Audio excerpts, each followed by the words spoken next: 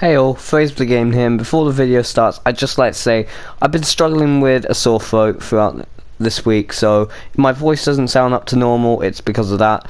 I hope it gets better throughout the following week, but until then, just try enjoy it as much as you can. Anyways, roll the video.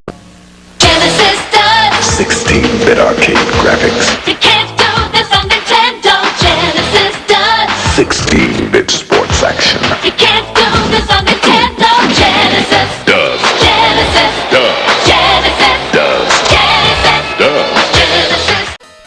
So what's going on YouTube, Valkyria Game here, and welcome back to a new series on my channel called Sega News Weekly. Every 2 weeks or so, we'll be covering all the news related to Sega games, films, TV shows. You get the idea, mainly news. I was meant to upload this a week ago, but failed, so this video has been 3 weeks in the making. So next week I will do another one, but it's going to have less news because I built this one up with so much content. But anyways, now let's get into the main topics of this week's Sega News Weekly.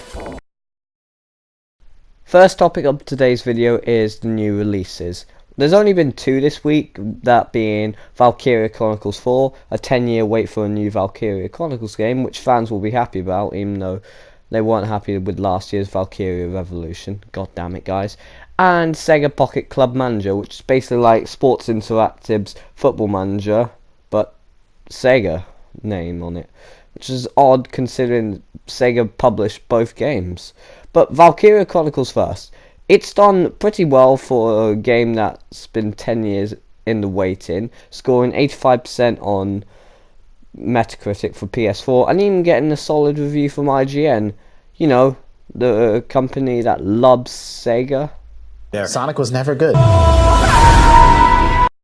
As for the other game, Sega Pocket Club Manager, it's not for me. The only Football Manager games I like are the Football Managers by Sports Interactive.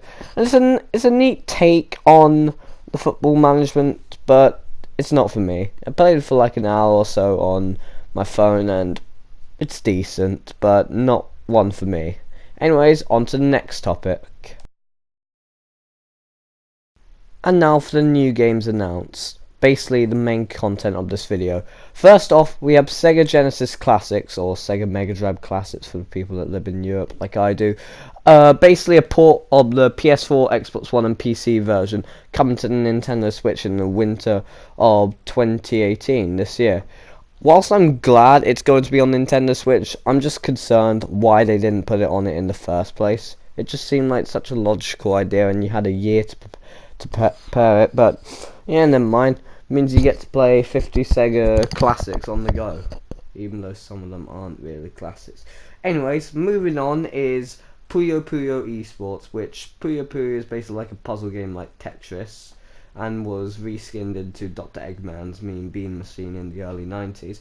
It's getting an esports version, which I'm not sure why. It seems to be only releasing in Japan for PS4 and Switch and the Xbox One, but fair enough, I guess. And the final one, it seems, is Virtual Racing for Sega Ages Collection on Nintendo Switch. Bearing in mind, it's the arcade version, not the Genesis version, which cost £70 in the UK when it was released, or the 32X version for the 32X, which no one remembers or cares about. It was actually a survey requested by Sega, and they asked what games would they like people to see on Sega Ages, and they had top 25 and Virtual Racing came top, but many others came close as well, like Panzer Dragoon, which has never been ported outside of Panzer Dragoon Auto, having Panzer Dragoon 1 on it. Jet Set Radio was also high on there, Skies of Arcadia, Sonic obviously, but if you want to see the full list, it'll be up screen right now. So yeah, have a good look at that, pause the video if you want, and then we can get on to the final topic of today's video. Finally, we have the updates on games or things Sega are working on. First up, we have a release date for the Mega Drive Mini. It's going to be released in 2019, and thankfully it's going to be released outside of Japan as well as in Japan. And the best news about it is, at Games, who made the terrible Mega Drive Mini like a couple of years back, they're no longer working on it. So more hope for it being amazing. But with the recent announcement of the PS1 Classic, which really looks disappointing for the fact that there's 20 games for $100 or something like that, I just think that's a disappointing price. I hope the Mega Drive Mini will be good, because if Sony's thing disappoints, then Sega has every right to succeed and show Sony how great they were.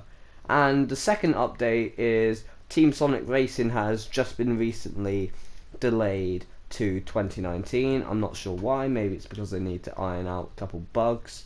But it's better to delay it just so they can finish it rather than rush it out, which Sonic 06 learned the hard way.